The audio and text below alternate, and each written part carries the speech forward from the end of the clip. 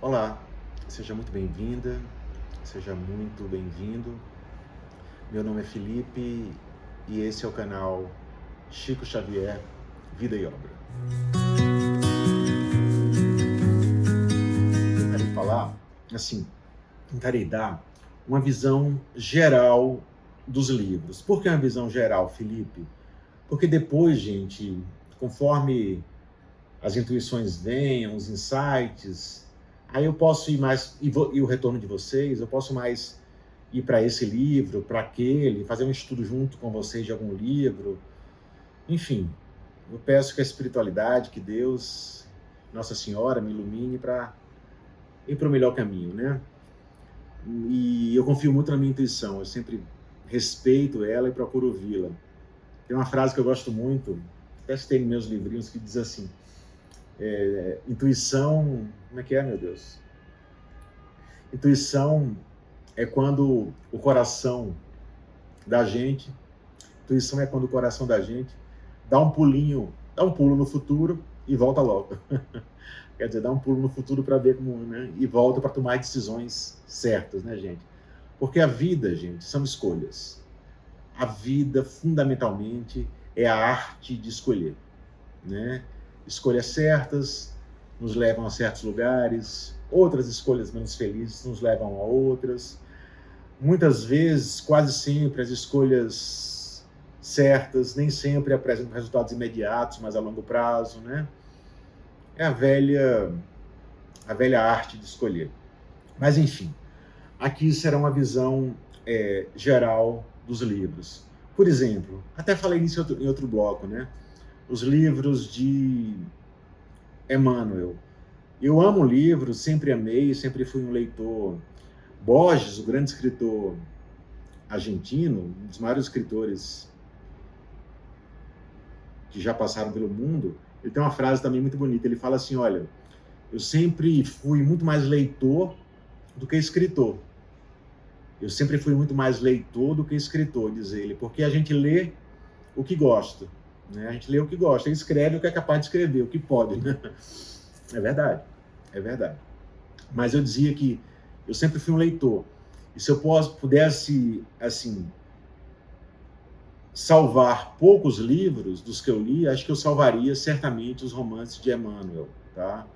São grandes, iluminados, consoladores, esclarecedores livros, tá? Aquela coisa de levar uns livros para a ilha deserta, né, e tal. Claro que tem também grandes livros, Don Quixote, tem Machado de Assis, o primeiro livro que eu li, Machado de Assis, Memórias Póstumas de Brás Cubas. Eu falei, gente, pode escrever assim? É possível escrever assim? Eu não sabia. Aquilo me fascinou, foi uma revelação para mim. Enfim, eu tenho sabe, gente, sinceramente, uma dívida impossível de ser paga com os livros, de modo geral, e essa é uma das razões pelas quais eu criei esse canal, né? Para partilhar esse conhecimento e tentar pagar o que não tem preço. Mas é outra coisa interessante que eu anotei aqui para falar com vocês. Olha que interessante, gente. Geraldinho fala muito isso, Geraldo Lemos Neto. Cada vez mais, pesquisas científicas recentes, pesquisas acadêmicas, teses de doutorado, dissertações de mestrado, enfim, pesquisas stricto sensu mesmo, pesquisas no campo da história, por exemplo, cada vez mais confirmam informações que constavam muitas décadas atrás nos romances de Emmanuel. E eu creio que cada vez mais assim o será em relação à obra de Chico, sabe? Cada vez mais o andar do tempo vai confirmar informações que lá estão. Algumas científicas, existem livros, como o livro de André Luiz, chamado, por exemplo, Evolução entre Dois Mundos, que é tão denso, tão difícil de ser lido, uma linguagem tão física, por assim dizer, que talvez demore mais um pouco para que nós o compreendamos na integralidade, sabe? Mas é isso. Na parte histórica, informações, por exemplo, sobre Roma Antiga, que não existiam na época que Roma... Que é uma pesquisa dinâmica, tá, gente? cada vez mais que o tempo passa, nós descobrimos mais sobre Roma Antiga, por exemplo. Tá? É engraçado essas coisas, né? Cada vez mais o será. E essas descobertas mais recentes confirmam informações que só estavam no romance de Emmanuel e não faziam parte do conhecimento científico de 40 anos atrás, de 50 e tal. Geraldo Lemos Neto cita vários exemplos nesse sentido, tá, gente? Mas é isso. Nessa visão geral, o que é que eu resolvi fazer? Também posso dar uma visão geral sobre os livros de André Luiz. Talvez o mais conhecido deles, psicografado por Chico, seja Nosso Lar, que virou filme, muito assistido nos brasileiros. Esse livro, gente, ele foi escrito, ele foi psicografado em 43, em 1943. E era assim, era um livro diferente de tudo que o Chico havia psicografado antes, tá? Eu até disse, outro encontro nosso, acho que eu disse, que eu nunca recomendei esse livro para ser a porta de entrada para alguém conhecer o Espiritismo. Eu não acho que seja o mais adequado, como muita gente acha, porque tem muita coisa ali que podia parecer ficção. Embora eu acredito que não seja, obviamente, mas porque tem informações, né, pessoal? Umberto Eco, o grande escritor italiano, diz assim: nem todas as verdades são para todos os ouvidos. Nem todas as verdades são para todos os ouvidos. É verdade. E nem todas as verdades são para a evolução humana daquela época, entendeu? Algumas, a humanidade só terá mais discernimento para aceitar, para compreender, depois, décadas ou séculos depois. É assim, e sempre foi assim, né? A própria ciência é assim, né? A própria evolução do conhecimento científico, gente, nada mais é do que desmentir verdades anteriores, né? A partir de descobertas científicas posteriores. Por isso que é bom sempre, sabe, o que muitos intelectuais não fazem, baixar a bola, ser mais humilde, dizer, olha, eu acho que é assim, mas eu posso estar enganado, sabe? Eu acho que é assim, mas eu posso estar enganado, entendeu, gente? Menos verdades absolutas, sabe? Menos verdades absolutas. Mas, enfim, algumas conclusões que se extraem desses livros. Conclusões simples dos livros de André Luiz, que eu peguei assim até um pouco aleatoriamente agora para gravar aqui para vocês. E não são conclusões, pessoal, não são propriedade, nenhuma aliás, da doutrina espírita, não, tá? Eu acho que ela só organizou de modo sistemático algumas dessas verdades, mas não são propriedade dela. Ela não tem escritura de cartório disso, sabe? Todas as religiões, não só as religiões, todos os conhecimentos dialogam entre si, eles têm partes da verdade. Tem uma frase do grande jurista, uma das maiores inteligências que o Brasil já teve, Pontes de Miranda, ele fala assim, que um dos enganos da inteligência humana, é crer na unilateralidade do verdadeiro. Um dos enganos da inteligência humana é crer na unilateralidade do verdadeiro. Ele exemplifica dizendo, entre duas ou três pessoas que discutem, podem todos ter razão. Entre duas ou três pessoas que discutem, podem todos ter razão. Entendeu, gente? Cada uma com a parte da verdade, por assim dizer. Isso é verdade, eu acredito, isso acontece. Mas a primeira conclusão que eu cheguei a partir dos livros de André Luiz, que é universal isso, na verdade, né? Quem ajuda os outros, João, na verdade se ajuda. Entendeu? Aquela velha história, até da oração de São Francisco, né? É dando que se recebe, é ajudando, que se é ajudado, é morrendo, que se vive para a vida eterna. A gente busca tanto a felicidade, né, gente? E a gente busca tanto a felicidade em coisas erradas, né? E eu sou mestre nisso. Mas é isso, sabe? Sabe o que é felicidade?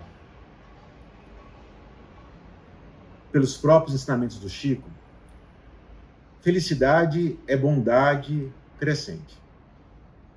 Felicidade é bondade crescente. Quanto mais formos bons, mais estaremos em harmonia, creio eu, com as verdades do universo. Chame você como quiser essas verdades, mas, sabe, mais estaremos em harmonia com ela. Quanto mais formos mal, quanto mais praticarmos a maldade em atos, pensamentos, sentimentos, mais nos afastaremos disso e mais infelicidade teremos. Mais infelicidade teremos, seja a curto prazo, seja a longo prazo. Meu amigo, porque a conta chega. Meu amigo, a conta chega. A conta da maldade chega. Pode não ser hoje, pode não ser nem ano que vem, pode não ser até nessa vida, mas ela chega. Ai de quem achar que ela não chega. Ela chega e vem, enfim. Descer é fácil, né? Descer é fácil. Subir, volta, é mais complicado. Então, sabe, gente, é isso. A gente vive nessa vida de um vazio generalizado. Um dos males, segundo a própria Organização Mundial de Saúde desse século, é a depressão, que só cresce, né? O Dr. Drauzio Varela falou um dia, né? Até no Jô, na época, ele falou, olha, alguns anos atrás, né? Ele falou, olha, tem 3 males médicos nesse século. Ele falou, diabetes, pressão alta e depressão. Diabetes, pressão alta e depressão. E desses 3, a depressão vai crescer cada vez mais. Sabe, gente? Nesse negócio, João, que eu vi ao vivo ontem com a doutora Filó, essa missa, né, que ela fala lá, ela é uma pediatra, ela é médica.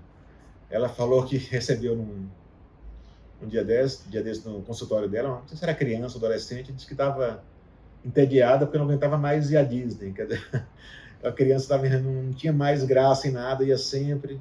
Ela falou, gente, esse menino vai acabar matando o Mickey um dia desse lá. Né? Que não tem mais, entendeu, gente? É isso. E eu sou o primeiro nisso, tá, pessoal? Eu não me excluo de nada aqui, não. Esse canal, vou falar uma verdade, tá? Eu não dou conselho assim para ninguém. Eu não sou, isso tá óbvio, tá? Mas me perdoe dizer essa obviedade. Eu não sou melhor que você em nada. É bem provável que eu seja muito pior do que quem tá me assistindo. Eu falo com toda a verdade. Falo com toda a convicção, entendeu? Só que os livros espíritas falam muito isso, né? Os livros espíritas falam muito isso. Se a gente esperar ser perfeito para trabalhar, a gente não vai trabalhar nunca, né? Então vamos em frente com a nossa imperfeição mesmo. E aliás, a gente combate as imperfeições trabalhando, não é?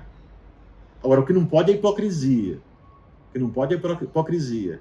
Né? A gente que paga de perfeito aí e faz o contrário. Aí não, né? Como a gente vê tanto, né, por aí, isso não dá. Você tem uma vitrine para isso, para aquilo, e você fazer o contrário na vida privada e achar que ninguém está vendo. Pode ninguém estar vendo entre os encarnados. Você vai ter muita testemunha invisível vendo muito bem o que você está fazendo. Então é isso, sabe, gente? Para concluir aqui esse bloco, por exemplo, eu falarei sobre isso nos nossos encontros. Um dos grandes atos, João, de bondade de Chico, que é impossível calcular, numa vida toda ela feita de bondade, são as cartas psicografadas que consolaram tantas mães e pais no Brasil de filhos que morreram. Tem dor maior que essa? Não tem. Tem dor maior que perder um filho? Não tem, né? Vai contra a ordem natural das coisas. Todo mundo fala aquela coisa, ó, a mulher que perde o marido é viúvo, o cara que perde a mulher é viúvo, né? O filho que perde um pai é órfão, o pai e a mãe é órfão. Mas o pai e a mãe que perdem um filho não tem nem nome isso. Não tem nem nome no português, nas línguas. Porque é contra mesmo, é uma dor, né? Não precisa ter passado para saber que é uma dor inexprimível, né? E muitas dessas mães, pais também, mas eu acho que com a mãe o vínculo ainda é mais forte. As mães são uma espécie de... A doutora Filó até falou um dia dele, sabe que tem mais próximo de Deus na Terra é o olhar de uma mãe. Né? A mãe sabe que o filho está em dificuldade, ele está em outro país, outra cidade, ela sente isso, né? Esse sexto sentido que as mães têm. Às vezes sabe que o filho não está bem só de olhar um segundo, né? Então, elas são uma espécie de posto avançado da sabedoria divina aqui na Terra. Mas, então tá, eu dizia isso, que essas cartas, gente, é uma coisa maravilhosa. Tem eu vi uma vez, acho que um documentário sobre Chico, vou procurar para colocar mais para frente aqui, de um casal judeus ortodoxos de São Paulo, acho que era de São Paulo, judeus ortodoxos, ele era, sabe, muito assim, aqueles mais ortodoxos possíveis, perderam um filho, acho que foi num acidente, eu vou pesquisar esse caso depois para trazer para vocês. E a carta de Chico mudou tanto, eles continuaram judeus, continuaram, sabe, com a fé deles, muito bonita, mas eles se abriram depois dessa dor, da perda dos filhos, e o que os consolou foi as cartas de Chico. É muito bonito o depoimento deles. A mãe diz, olha, eu amo a minha família, amo meu marido, amo meus filhos que ficaram aqui, amo meu filho que morreu, mas eu amo Chico Xavier. Eu amo Chico Xavier. Esse homem transformou a minha vida. O depoimento do marido dela, um judeu ortodoxo, também é muito bonito, sabe, gente? Eu quero dizer isso, que a morte, a dor, ela atravessa religiões, pessoal. Sabe? Quando a dor chega, e uma dor sem nome como essa, a gente baixa a bola, sabe? A gente muda a forma de ver certas coisas, a gente muda o panorama de ver a vida, né, gente? A gente vê que muita coisa que a gente dava valor não tem tanto valor. Muita gente, ainda mais quando tem uma doença que passa 3 meses, 4 meses, 6 meses no hospital, muita gente diz que a pessoa mudou ali naquele hospital, que não mudou em 40 anos, às vezes 50 anos, entendeu? Porque o corpo sofre, mas o espírito amadurece.